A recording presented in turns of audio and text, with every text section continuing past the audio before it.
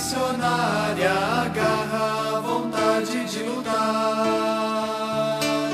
E por onde andares na viagem, não pares, não canses de falar a esse povo que tem tanto a ouvir, esta gente que não sabe onde ir. A boa nova de Jesus vai mostrar, e a vida que Ele pode nos dar.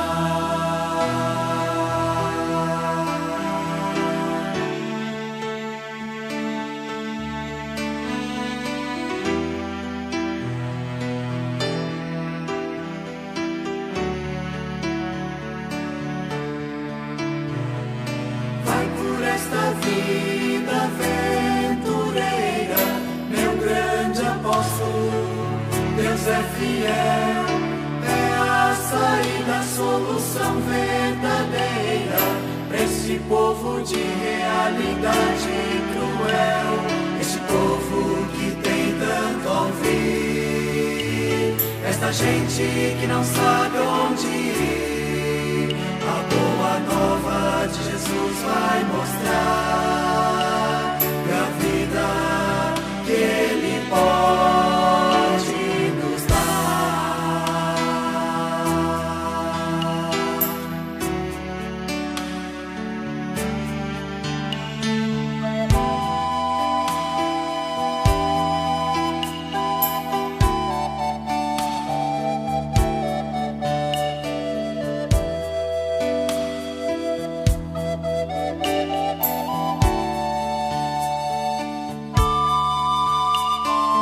E quando acabares esta longa jornada, tu verás que nada foi em vão. Onde quer que foste, Deus lá esteve e agiu com o poder de sua mão. Neste povo que pôde te ouvir, nesta gente que já sabe onde ir, neste povo que a fé recebeu em Jesus pelo Espírito crê.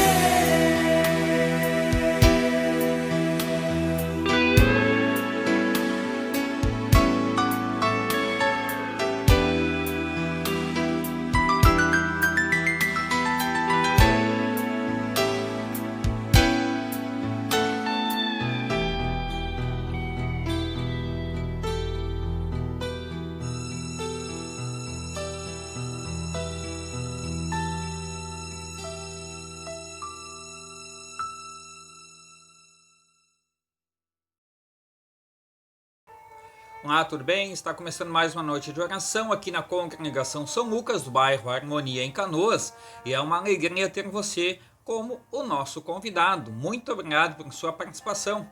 E hoje nós vamos continuar falando sobre as doutrinas da fé cristã, e vamos falar sobre o sétimo mandamento, e de maneira especial vamos contar novamente com a participação do pastor Valdir Hoffmann, ele que vai dar uma explicada aí no texto sobre o sétimo mandamento.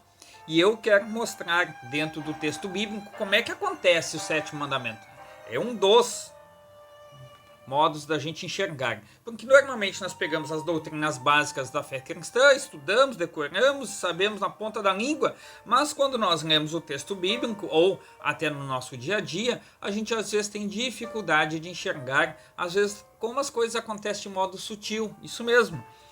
E de maneira especial, então agora nós vamos ouvir o pastor Valdir nos falar sobre o sétimo mandamento, e depois nós já voltamos para falar sobre o texto bíblico e a aplicação desse mandamento no texto bíblico. Fique conosco, já voltamos. Fala aí, pastor Valdir. Olá, o meu nome é Valdir, eu sou pastor da Igreja Evangélica Luterana do Brasil, e eu estou me propondo a fazer alguns vídeos a respeito dos mandamentos. Hoje eu quero compartilhar com vocês uma reflexão a partir do sétimo mandamento. Mas o que diz este mandamento? O sétimo mandamento diz: não furtarás. E o que significa isto? Significa que nós devemos temer, amar a Deus e, portanto, não tirar do nosso próximo o dinheiro ou os bens, nem nos apoderar deles por meio de mercadorias falsificadas ou negócios fraudulentos. Mas devemos ajudá-lo a melhorar e conservar os seus bens e o seu meio de vida. Portanto, este 7º mandamento, ele quer preservar a propriedade alheia, preservar e ajudar ao irmão ou ao amigo em sua propriedade de algo que não me pertence.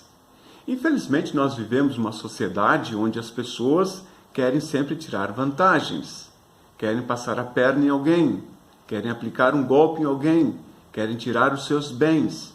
E esse tipo de trabalho, esse tipo de iniciativa por parte das pessoas não é legal, não é bacana e fere diretamente contra o 7º mandamento. Então veja algumas formas que muitas vezes as pessoas usam para roubar. Uma delas é defraudar alguém, é tirar aquilo que não me pertence, tirar do próximo, ou iludir, ou ser desonesto nos seus negócios, ou entrar numa casa de alguém e pegar um bem que não lhe pertence, ou entrar num carro e pegar alguma coisa que não lhe pertence, ou roubar alguém armado com uma faca ou com um revólver, ou usar de uma ou de outra forma para poder pegar aquilo que não lhe pertence. Então esta é uma forma de roubo que é muito usado então dentro dessa nossa sociedade atual. Aí vocês vão me dizer, mas eu não faço isso, eu não pego nada daquilo que é dos outros. Então vejamos algumas outras formas de furto que acontece ou de roubo que acontece dentro da nossa sociedade. Uma delas, por exemplo, é não pagar o empréstimo. Não pagar o empréstimo ou cobrar juros altos. Então, se você pega um empréstimo de alguém e se você faz os combinados de pagamento, de devolução daquele empréstimo, é evidente que você vai pagar. Ou tem gente que empresta, mas cobra juros muito altos.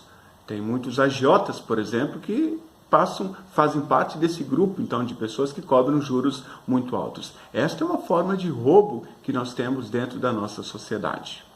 Uma outra forma de roubo é no trabalho. No trabalho? Mas como assim? Como no trabalho? Por exemplo, se eu tenho um horário de trabalho que vai de 8 horas da manhã até 5 horas da tarde, significa que eu vou chegar às 8 horas e vou sair às 5 horas. Se eu chego 8h05, eu já roubei 5 minutos. Se eu saio 5 ou 10 minutos mais cedo no final da tarde, no final do meu expediente, eu também estou roubando. Ou se eu tenho uma tarefa para fazer meu trabalho e eu fico mocegando, eu não faço a tarefa, ou eu fico enrolando para não fazer a tarefa, desta forma também eu estou roubando dentro do meu trabalho. Mas ainda quando se fala em trabalho, uma outra forma de roubo é quando não se paga o salário devido, o salário que é adequado àquele profissional. Se um patrão, por exemplo, sabendo que ele pode pagar mais e não paga o suficiente, não paga o salário justo, desta forma ele também está roubando, porque ele está tirando vantagem a partir daquele seu empregado. Uma outra forma de roubo também é nas ofertas. Nas ofertas? Mas como? Como assim? Como alguém pode roubar nas ofertas? Em Malaquias diz assim, roubará o homem a Deus? Aí continua o texto. Todavia vós me roubais, diz o Senhor. Mas como? Nos dízimos e nas ofertas. Quando eu deixo de ofertar, quando eu deixo de levar a minha oferta de gratidão a Deus na casa do Senhor, para o trabalho do reino de Deus, desta forma eu estou também roubando a Deus.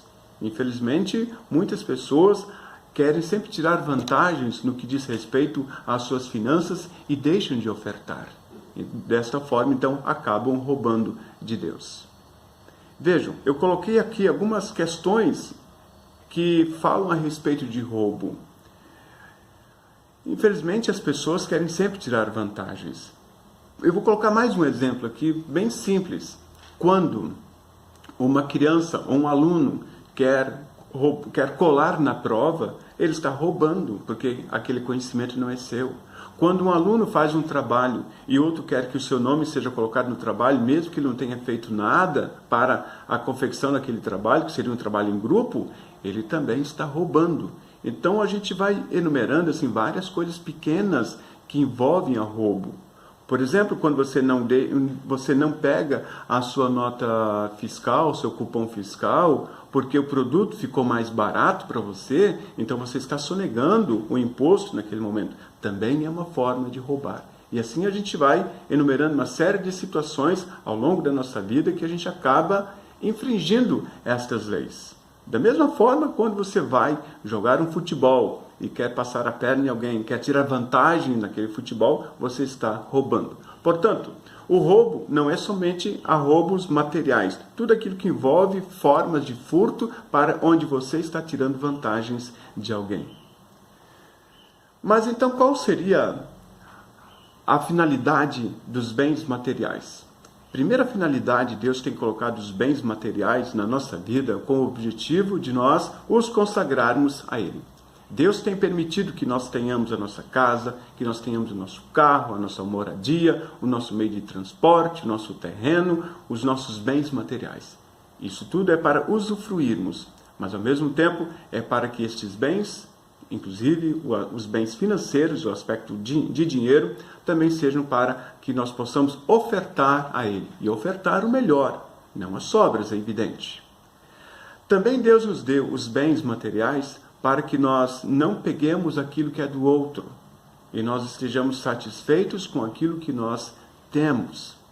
Ainda, os bens materiais é um resultado, é um salário do homem por causa do seu trabalho. Todo trabalhador é digno do seu salário. E os bens materiais vêm, então, em troca do salário, em troca do trabalho de cada um. Então, quais são os nossos deveres para com o nosso próximo? Nossos deveres são cuidar daquilo que não nos pertence, cuidar da propriedade alheia, respeitar aquilo que não é nosso, respeitar aquilo que é do outro, ajudar de tal forma para que o outro possa progredir também financeiramente e possa progredir nas suas propriedades. Não me cabe em nenhum momento o fato de que eu posso atrapalhar a vida de alguém ou querer tirar vantagem sobre aquilo que não me pertence, aquilo que pertence ao meu semelhante. Portanto, não furtarás. Devemos temer e amar a Deus e, portanto, não tirar ao nosso próximo o dinheiro ou os bens, nem nos apoderar deles por meio de mercadorias falsificadas ou negócios fraudulentos. Mas devemos, veja bem, ajudá-lo a melhorar e conservar os seus bens e o seu meio de vida. Espero ter contribuído com você na reflexão sobre este 7º mandamento. Também, se for importante para você, eu convido que compartilhe com seus amigos também estas verdades bíblicas. Ao mesmo tempo, você poderá encaminhar alguma mensagem para nós, algum pedido de esclarecimento maior sobre esse assunto e que nós estamos dispostos e prontos para poder responder a você. No mais, que Deus abençoe a você, que você seja bem-sucedido também na sua vida material, de tal forma que em nenhum momento passe pela sua cabeça de que o outro é melhor e que você possa tirar qualquer vantagem sobre a vida da outra pessoa. Que Deus te abençoe, um grande abraço e bênçãos de Deus. É isso aí, gente. Depois de a gente ouvir o pastor Valdir nos falar sobre o 7º mandamento, agora eu quero convidar você para que você pegue tudo isso que você já ouviu e coloque no texto bíblico. Como é que esse mandamento é aplicado, obedecido ou rejeitado? Vejamos. Quero convidar você para nós fazermos a leitura do texto de 1 Reis, capítulo 21. Todo ele, tá?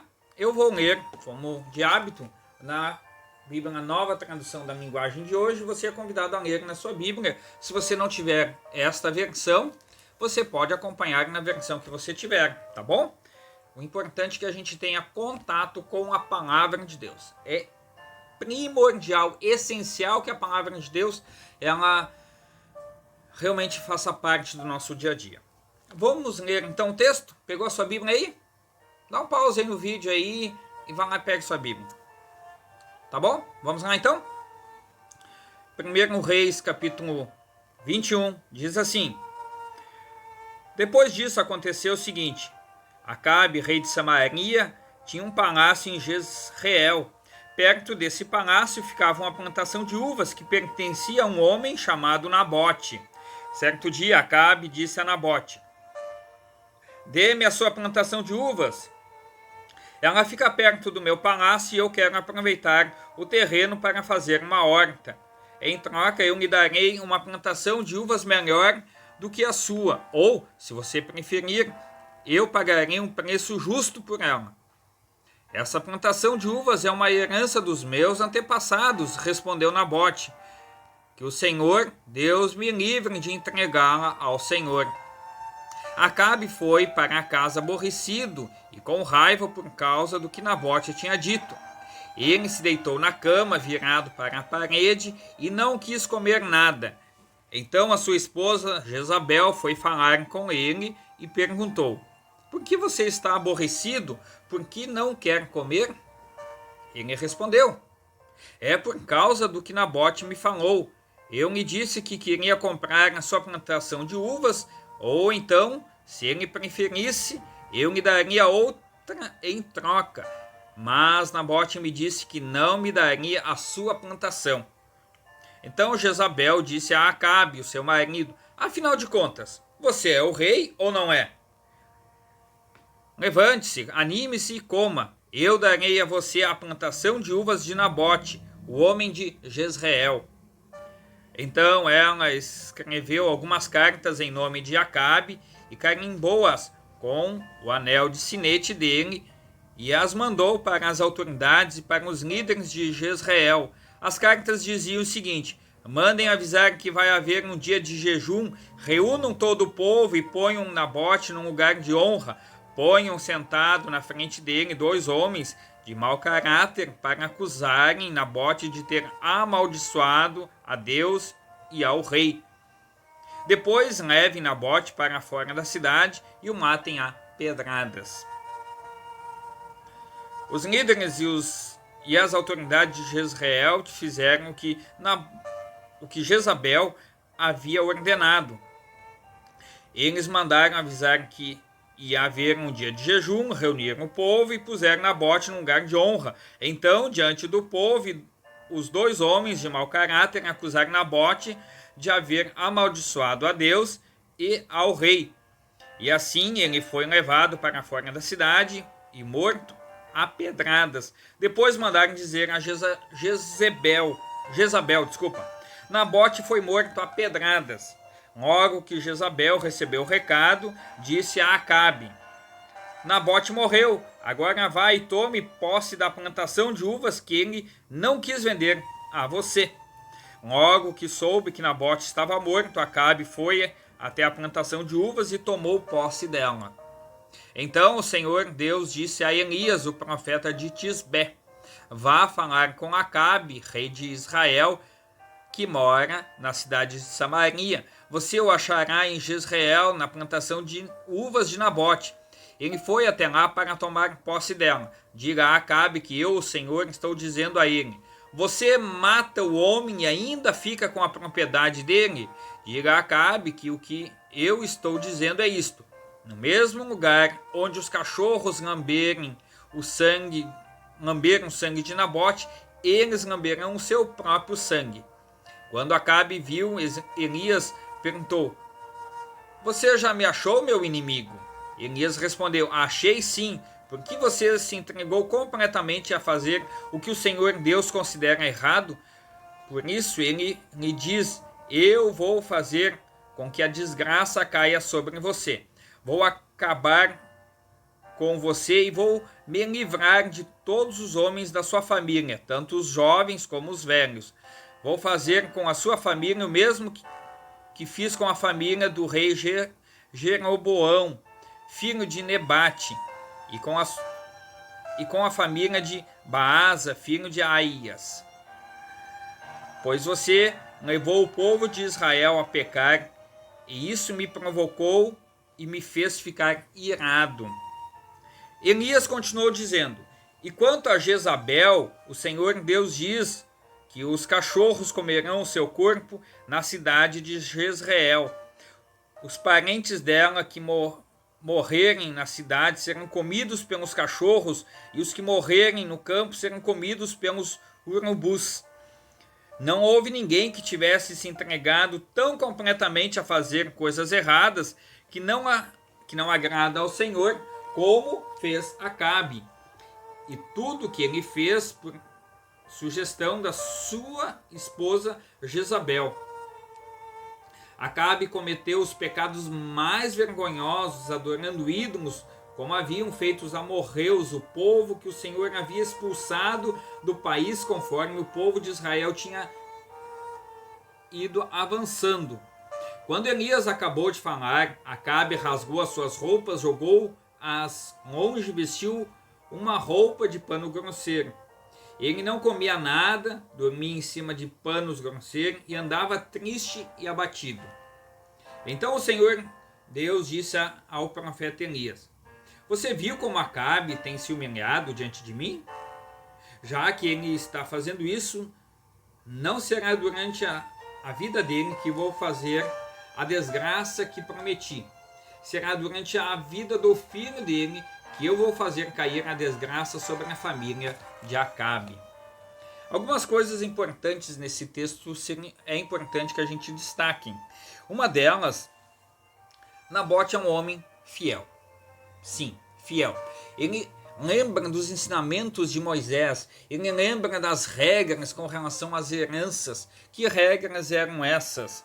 De que as plantações, segundo a lei de Moisés, elas tinham que continuar com a família, ou seja, Acabe não era familiar de Nabote, e caso Acabe desse ou vendesse essa propriedade para Acabe, Nabote estaria pecando contra a lei de Moisés e também pecando contra Deus, naturalmente.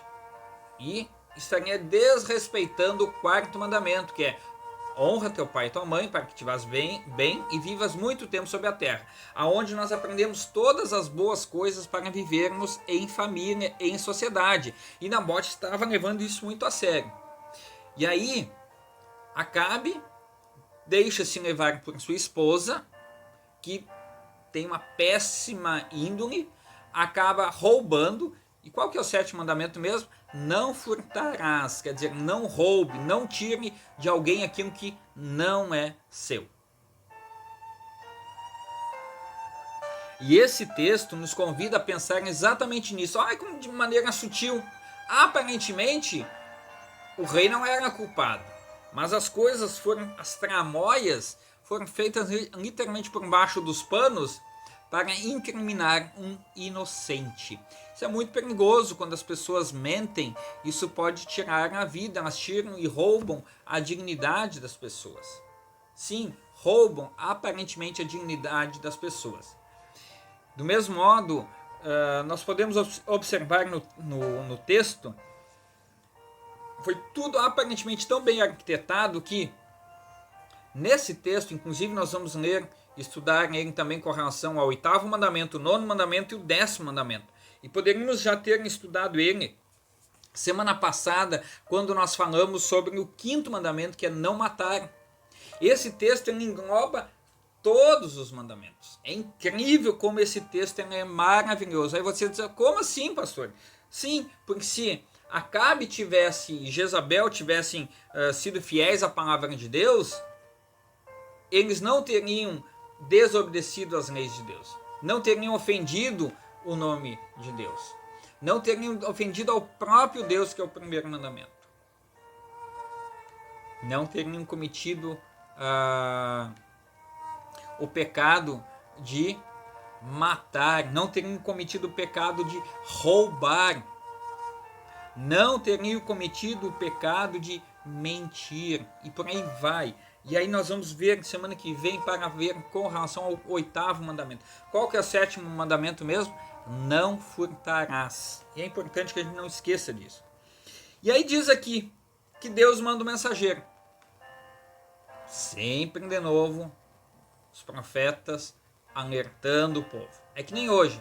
Sempre de novo é a função do pastor chamar a atenção para os fiéis. Você não está no reto caminho da palavra de Deus.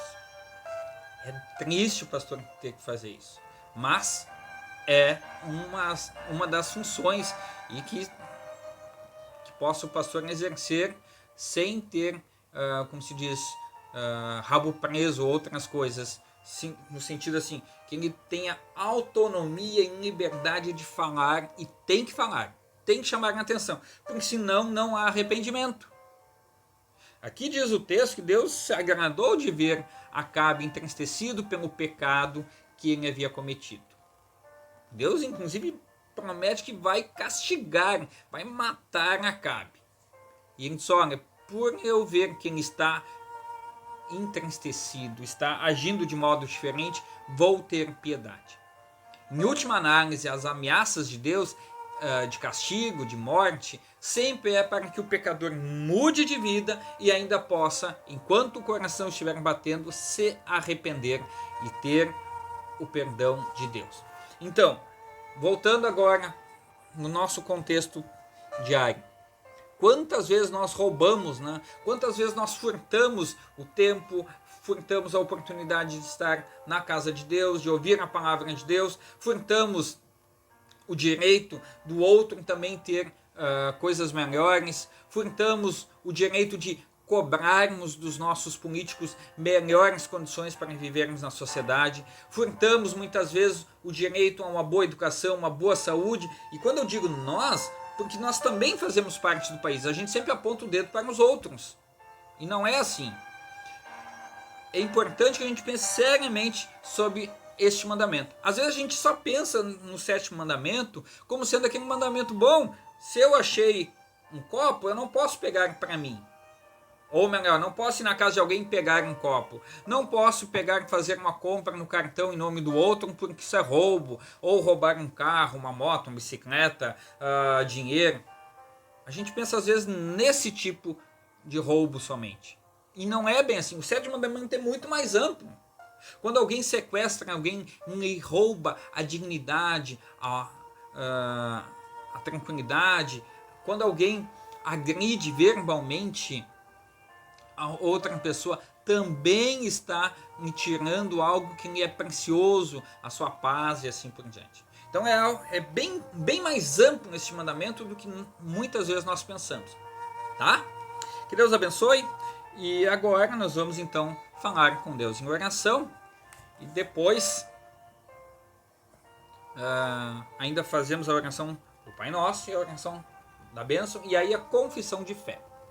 Se bem que a gente pode fazer a confissão de fé antes da oração da bênção. Tá legal? Vamos lá? Eu vi aqui que ninguém acabou fazendo nenhum pedido, né? Mas vamos orar pelo país, pela igreja e também pelas decisões que havemos de tomar.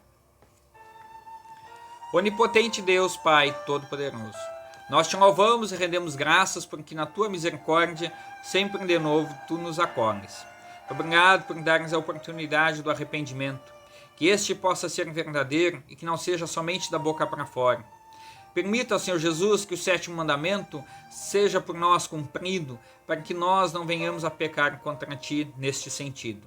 Quando muitas vezes utilizamos materiais sem considerar os direitos autorais, quando muitas vezes nós pecamos sonegando impostos, quando nós muitas vezes pecamos baixando material sem autorização prévia da internet e assim por diante.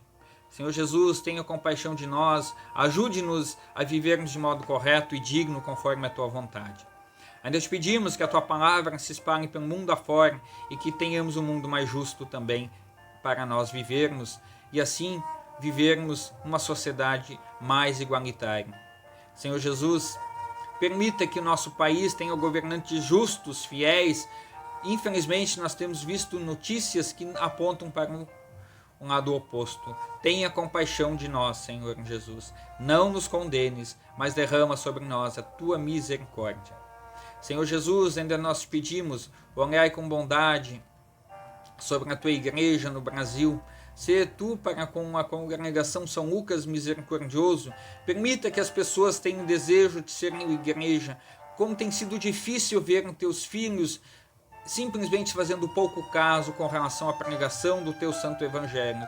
Me entristece profundamente, ó Pai, como teu servo que aqui tu colocou para anunciar o evangelho, ver os seus filhos renegando, rejeitando a palavra e fazendo pouco caso com a palavra anunciada e também muitos têm se distanciado achando que agora não preciso mais de ti.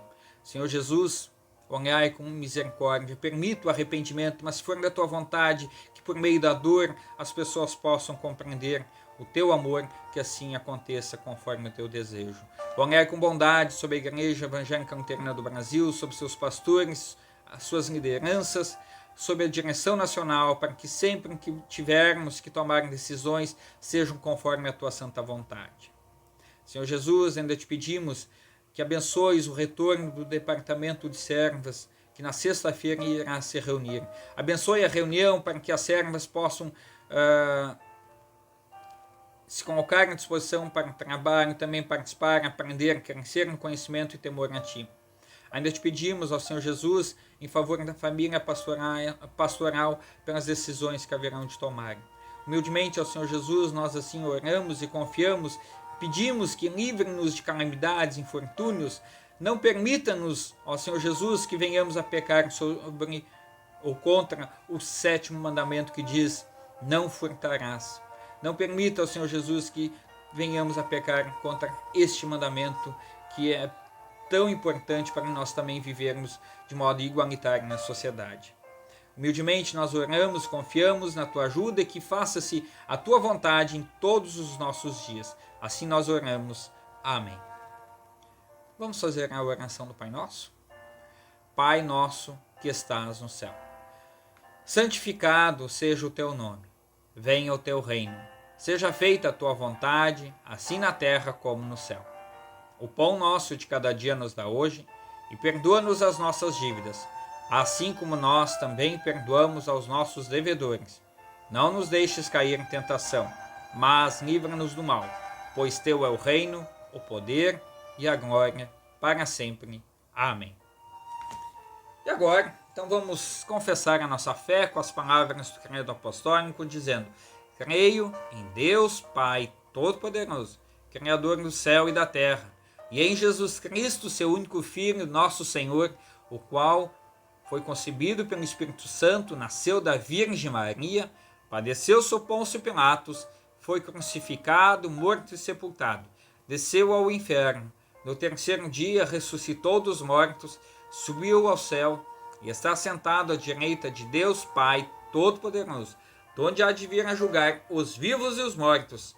Creio no Espírito Santo, na Santa Igreja Cristã, a comunhão dos santos, na remissão dos pecados, na ressurreição da carne e na vida eterna. Amém. Vamos fazer a oração da bênção em conjunto, dizendo: o Senhor nos abençoe e nos guarde. O Senhor faça resplandecer seu rosto sobre nós e tenha misericórdia de nós. O Senhor sobre nós levante o seu rosto e nos dê a paz. Amém. Muito bem, e agora vamos ficar então com o último cântico, lembrando que na sexta-feira às 20 horas nós vamos ter a reunião do Departamento de Servas da Congregação São Lucas. Então as mulheres aqui do bairro Harmonia de Canoas que gostariam de crescer no conhecimento da palavra são muito bem-vindas. Senhoras da Congregação São Lucas, não percam essa oportunidade para também crescermos na fé, no estudo da palavra e também tratar de muitos assuntos. Afinal de contas, este ano estamos celebrando 50 anos da Congregação São Lucas e você é convidado a participar de todas as atividades. Também no sábado pela manhã, nós vamos ter a instrução de confirmandos e às 18 horas nosso momento de culto público com Santa Ceia para quem vier, e também será disponibilizado de modo online para que você possa participar e assistir no conforto do seu lar. Mas sinceramente, nada se compara ao culto presencial, tá? Fica a dica: sábado, sem falta, às 18 horas, culto aqui na igreja. Venha, traga sua máscara, seu álcool gel e venha celebrar, adorar a Deus em nosso momento de culto, de louvor e adoração a Deus. Combinado? Deixe-me ver só aqui um pouquinho, informação. Muito bem, então é no próximo sábado o culto, e você é nosso convidado. Venha. É legal assistir em casa? É claro que é. Mas nada melhor do que estar aqui. Tá bom, gente? Tá feito o convite e aguardem vocês. E agora fico com o próximo cântico. Deus abençoe. Até mais.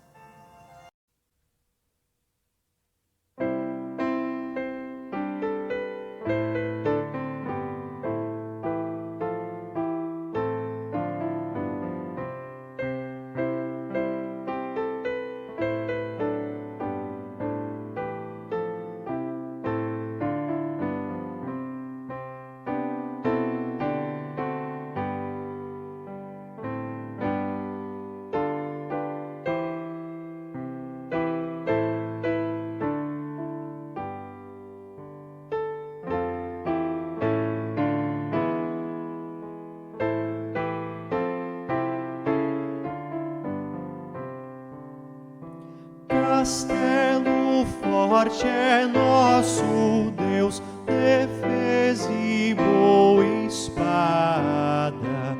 Na angústia livra desde os céus nossa alma atribulada. Investe Satã com hábil afã e sabe lutar com força ardil sem par, igual não há na terra. Sem força para combater, teríamos perdido. Por nós batalha irá vencer quem Deus tem escolhido. Quem é vencedor? Jesus Redentor, o próprio Jeová, pois outro Deus não há, triunfará na luta. O mundo venham assaltar, demônios mil furiosos, jamais nos podem assombrar, seremos vitoriosos do mundo opressor. Com todo rigor, julgado ele está, vencido cairá por uma só palavra.